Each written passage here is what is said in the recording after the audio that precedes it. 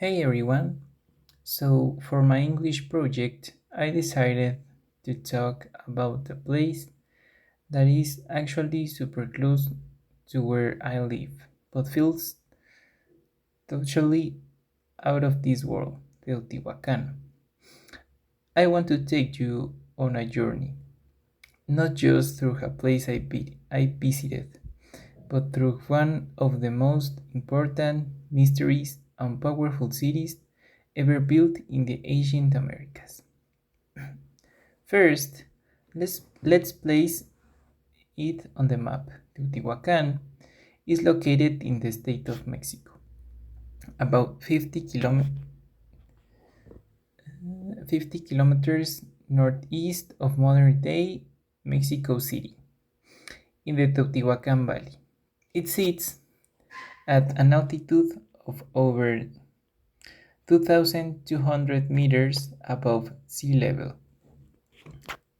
Its name in Nahuatl, given centuries after its fall by the Aztecs who discovered its ruins, means the place where the gods were created or the place where men become gods.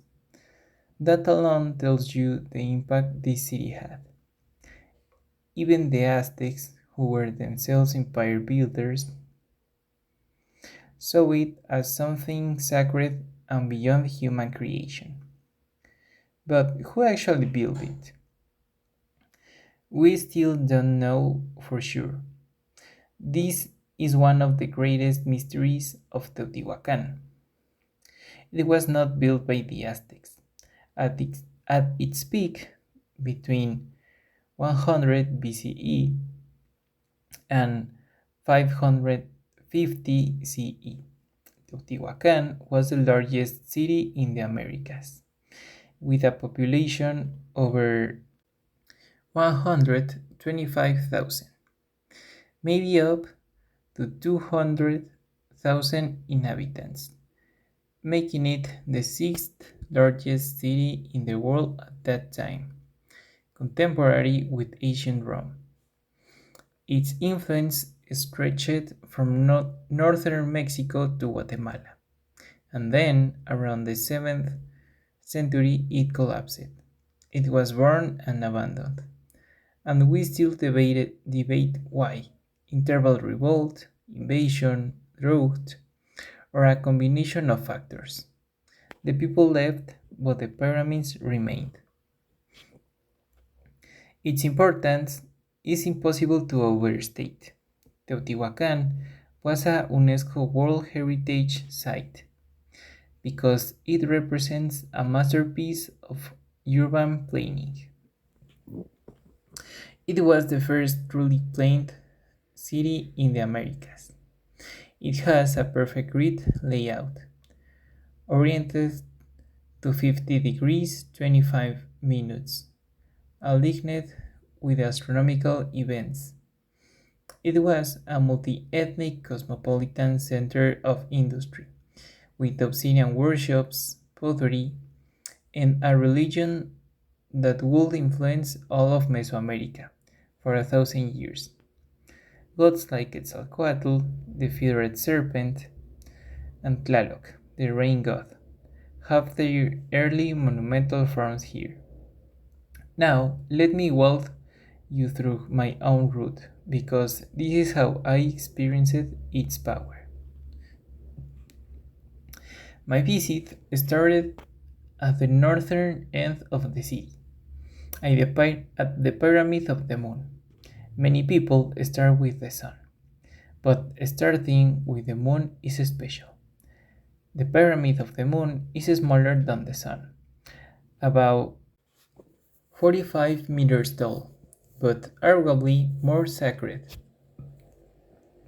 It marks the end of the Avenue of the Dead, and it was built to mimic the shape of Cerro Gordo, the mountain directly behind it. This pyramid was built in stages, at least seven superimposed structures, each larger than the last built over centuries. Archaeologists found burials inside with sacrificed animals, pumas, wolves, eagles, and humans with their hands bound behind their backs, showing this was a place of powerful state rituals. From its plaza, you feel small.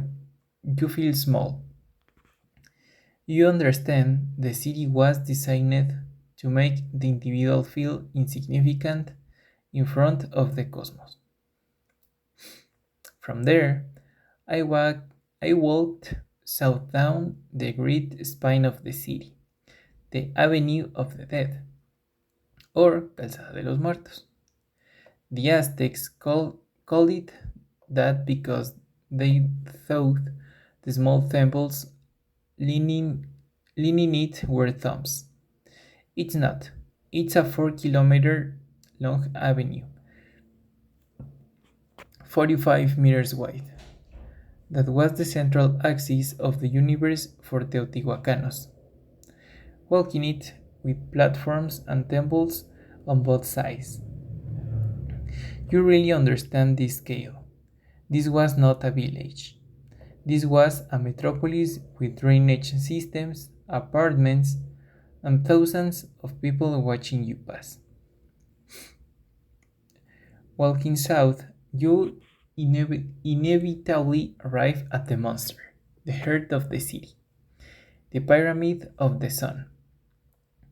It is the third largest pyramid in the world by volume, after the Great Pyramid of Cholula and the Great Pyramid of Giza. It is about 65 meters tall and 2,125 meters on each side at the base. It was built in a single phase over a natural cave. That cave is critical, a sacred grotto that represented the womb of the earth, the place of creation. The pyramid was built over it to mark a sacred center. I didn't just see it from the front. I walked around it. When you go around it, you realize it is not just a pyramid. It is a fountain made by men. Its orientation means that on certain days, the sun sets directly in front of it, and the shadow marks the seasons. After cycling the Sun Pyramid, I continued south to the complex known as the Citadel, or La Ciudadela. Don't let the name fool you. It was not a fortress, it was the political and religious center of the empire. It's a huge sunken plaza, almost 400 by 400 meters, that could hold 1,100 people. In its center is one of the most beautiful buildings in all of Mesoamerica, the Temple of Quetzalcoatl, also called the Pyramid of the Feathered Serpent. This is the last place I visited, but I will tell you about it at the end to close the circle. But before reaching the Feathered Serpent, on the eastern side, near the Ciudadela, I found what you mentioned. The rings that are buildings built on top of other buildings. This is a perfect example of Teotihuacan's core philosophy. What you saw is called superposition in Teotihuacan and in almost all of Mesoamerica. They did not destroy all temples. They buried them and built a larger, more powerful temple on top. This was both practical and deeply religious, to contain the sacred energy of the old building and amplify it. Complexes like Yaya, Yayahuala, Tetitla, Tetelco, or Zacuala show this. You see a mural from 500 AD, and behind it, another wall from 300 AD. You see Teotihuacanos, Mayans, Zapotecs living in apartment compounds, all showing this layering. It shows a city that lived for 600 years, constantly, constantly rebuilding itself over its own past. And finally, I ended my tour where the spiritual power is most concentrated, the pyramid of the feathered serpent, inside the citadel. This is older than the sun and moon, built around 1 150 to 200 CE. Its facade is absolutely breathtaking. It is decorated with huge projecting heads of Quetzalcoatl, the feathered, the feathered serpent, and the fire serpent, or Xiucoatl, with obsidian eyes that would have glittered in the sun. Recent excavations by the National Institute of Anthropology and History INA using robots found a tunnel under it. It, it that was sealed for 1800 years. Inside they found thousands of offerings. Mercury, that represented a lake of the underworld. Jade, pirate spheres, jaguar remains. It is believed a royal tomb is still there. Untouched, it reminds us that most of Teotihuacan it is still underground, unexcavated. So, what are the surroundings today? Teotihuacan is surrounded by the modern towns of San Juan Teotihuacan and San Martín de las Pirámides, by cactus fields, and by workshops where artisans still work obsidian, as their ancestors did 2000 years ago. The view from anywhere in the site shows you mountains that were sacred landmarks for the city's orientation. To wrap it up, for me, Teotihuacan is not just pyramids.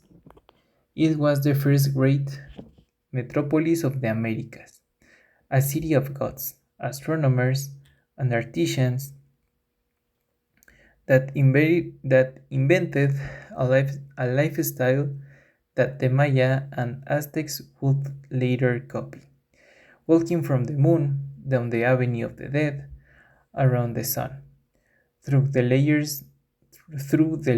layered rings, and finishing at the feathered serpent.